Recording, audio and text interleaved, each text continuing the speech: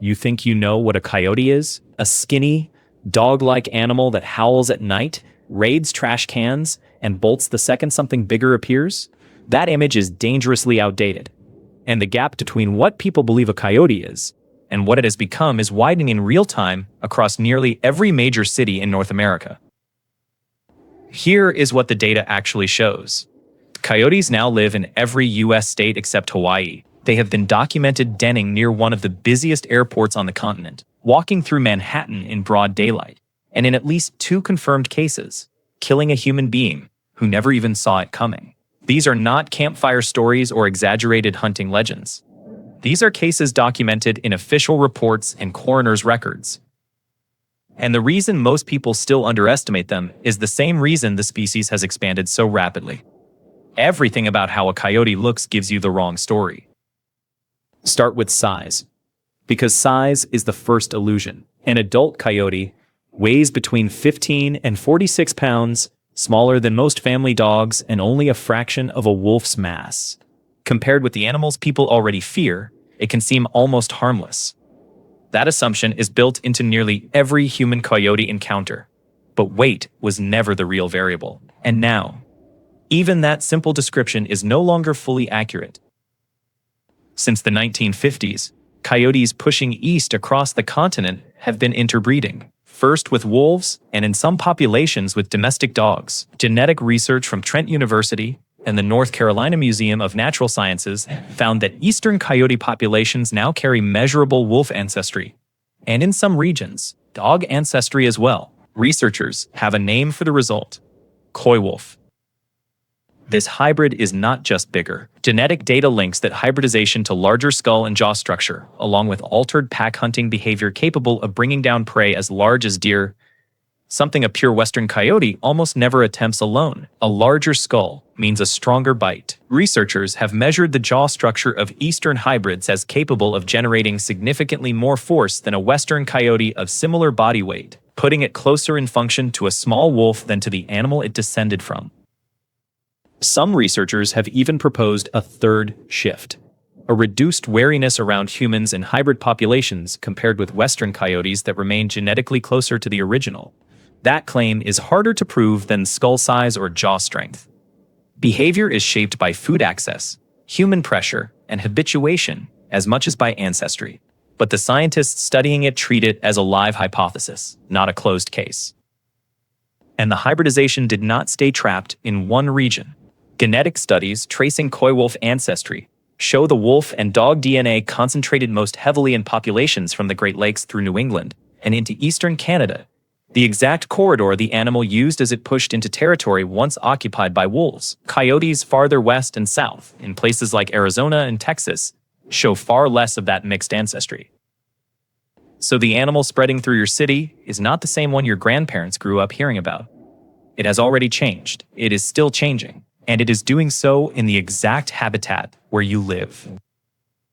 But here is the part that should concern you even more than the genetics. Coyotes did not expand just because they adapted well. They expanded because we removed their competition. Before the 20th century, coyotes were a Great Plains predator, kept in check across much of the continent by a much larger one, the gray wolf. Wherever wolves existed, coyote numbers stayed suppressed. Wolves outcompeted them for territory and, when they met directly, often killed them outright. Then wolves were exterminated across most of the continental United States, starting in the early 1900s and accelerating for decades. The federal government, through what was then the Bureau of Biological Survey, carried out organized poisoning, trapping, and bounty programs aimed specifically at wolves. Local ranching interests joined in. By the mid-20th century, wolves had been wiped out from nearly every state south of the Canadian border, surviving only in small pockets in the northern Great Lakes region and parts of the Rockies. Ecologists have a name for what happens when a dominant predator is removed and a smaller one moves up to take its place unchecked. Mesopredator release. It shows up with foxes, raccoons, and other mid-sized carnivores whenever the top of the food chain gets emptied out. What made the coyote version different was the scale. No other place on Earth removed an entire continent's dominant land predator this completely, this quickly, right as that same continent was building the largest urban infrastructure in its history. The wolf's absence did not leave an empty niche. It left a door. The coyote walked through it.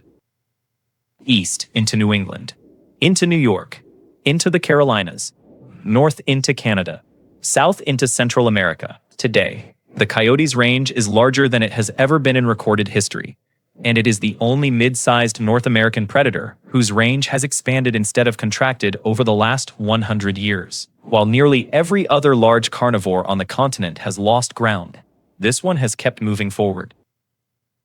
Something built to fill a vacant top predator role is doing exactly that on a continental scale, and it has done it in the same decades humans filled that territory with highways, suburbs, and cities. That is the setup. What happened next is the occupation. Stan Gert is a wildlife ecologist at Ohio State University. In 2000, he began what would become one of the longest-running studies of any urban predator in the world, the Urban Coyote Research Project, centered in the Chicago metropolitan area. More than 9 million people live there, and according to Gert's tracking data, thousands of coyotes live inside the city limits at any given time. His team GPS collared hundreds of animals over 2 decades. And what the data revealed completely shattered the way most people think about urban wildlife. These coyotes were not surviving on the edge of the city, hiding in isolated pockets and slipping through unnoticed. They were living inside it. They denned under highway overpasses. They raised litters in cemetery grounds. They crossed 8-lane roads at precisely timed intervals that matched openings in traffic flow. Gert's team documented a coyote denning within the security perimeter of O'Hare International Airport, one of the busiest airports on Earth, for an extended period before anyone detected it. The animal had been living inside a facility with nonstop human activity, 24 hours a day, and remained unnoticed. The same research uncovered another reality most people would never expect. Urban coyotes eat mostly rodents, rabbits, and fruit, not garbage, and not pets, despite their reputation. Gert's team found that human food and trash made up only a small part of the average urban coyote's diet. Most established pairs held fixed territories and defended them year-round, just like rural packs, except compressed into a few square miles of city instead of open range. The collared animals also revealed something even more unsettling. On average, urban coyotes had become significantly better than rural coyotes at avoiding detection during daylight hours, when humans were active. And this did not look like random instinct. The research team described it as learned scheduling. The animals were adjusting their movement patterns across generations, based on information about human behavior that no single coyote could have learned on its own. Gert's tracking data revealed one more detail that cuts against the fear people usually project onto this animal. The leading causes of death for Chicago's urban coyotes were vehicle strikes and disease, not conflict with humans, and not battles with other coyotes over territory. Collared animals in the study were documented living well over a decade in the middle of one of the biggest metro areas in the country. On average, many urban coyotes outlived rural ones, which face more hunting and trapping pressure outside city limits. In other words, the city is not simply tolerating this animal. In measurable ways, it is protecting it. That is not an animal barely surviving in a hostile environment. That is an animal studying it. In October 2010, a coyote crossed into Manhattan and was tracked moving through Central Park in broad daylight. Pedestrians filmed it before it was eventually captured by NYPD and wildlife officials near Tribeca. It was not the first time, and it was not the last. Coyote sightings inside New York City, a landmass surrounded by water on every side, have been documented consistently ever since, with wildlife biologists confirming that the animals crossed the Hudson via bridges and, in at least one tracked case, by swimming. Think about that. An animal built for open plains is adapting its entire movement strategy to navigate a city of 8 million people using infrastructure designed by humans, for humans. And when that adaptation goes wrong, the outcome is not always a missing chicken or a stolen house cat. On August 24, 1981, in Glendale, California, a 3-year-old girl named Kelly Keene was attacked by a coyote in her own driveway, only a few feet from her front door. Her father heard her screams and fought the animal off. but Kelly died from her injuries. It remains the first confirmed fatal coyote attack on a human recorded in California history. Wildlife officials at the time called it an anomaly. It was not treated as a pattern. For decades, it was not.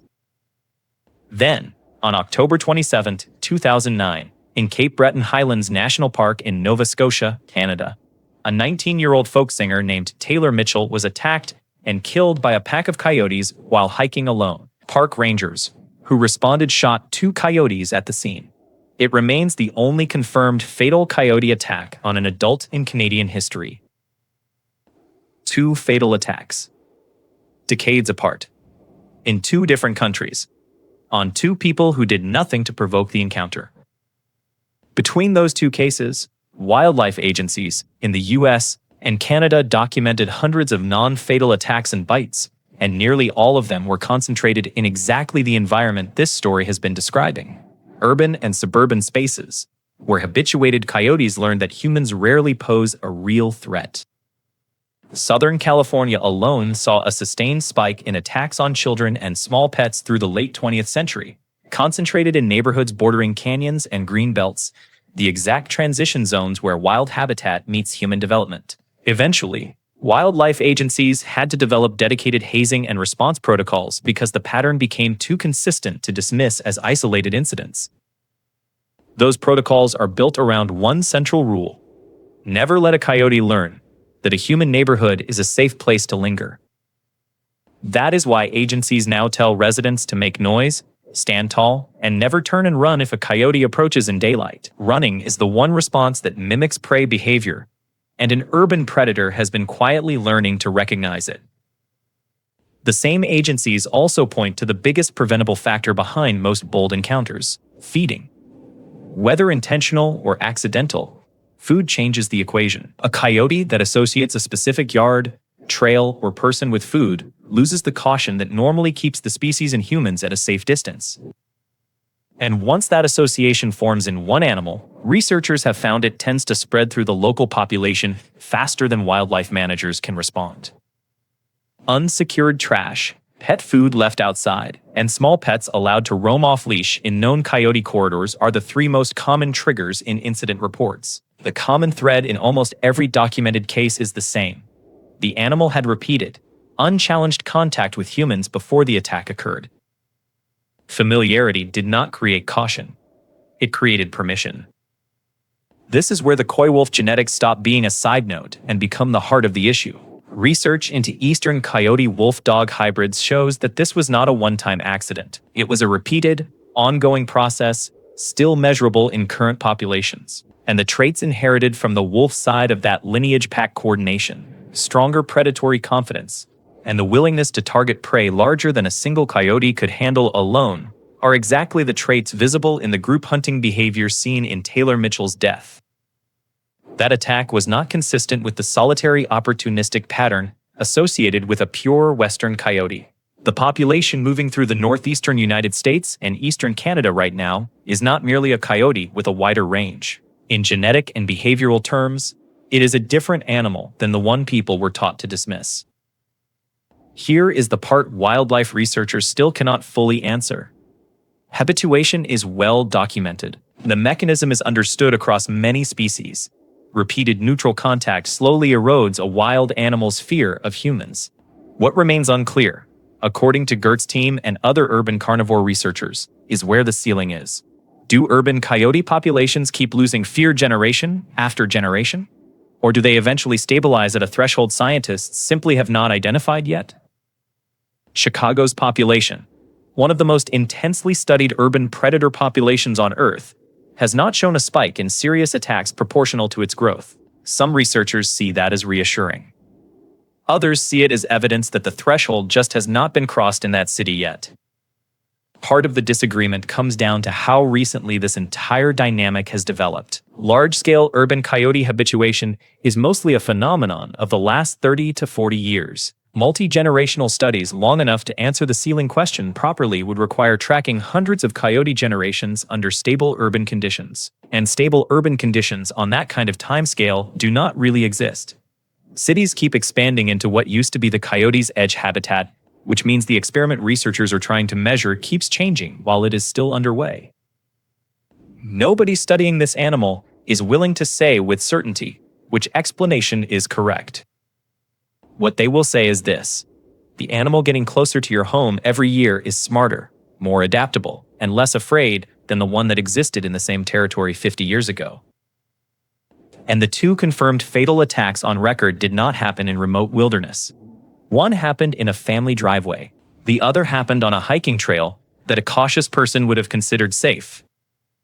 There are an estimated several million coyotes across North America today. Nobody can give an exact count, because the animal has become nearly impossible to census across the range it now occupies. It is not endangered. It is not declining. By nearly every ecological measure, it is one of the most successful wild carnivores on the continent, expanding into territory that includes some of the largest cities ever built. Most people still carry a mental image built from cartoons and old nature specials: a scrawny scavenger running from anything larger than itself. That image is not just wrong. It is exactly the reason the coy wolf got this close, this fast, without most people recognizing what the data already shows it to be. An adaptable, increasingly confident, occasionally lethal predator has been quietly moving into the spaces around your home for longer than you have been paying attention.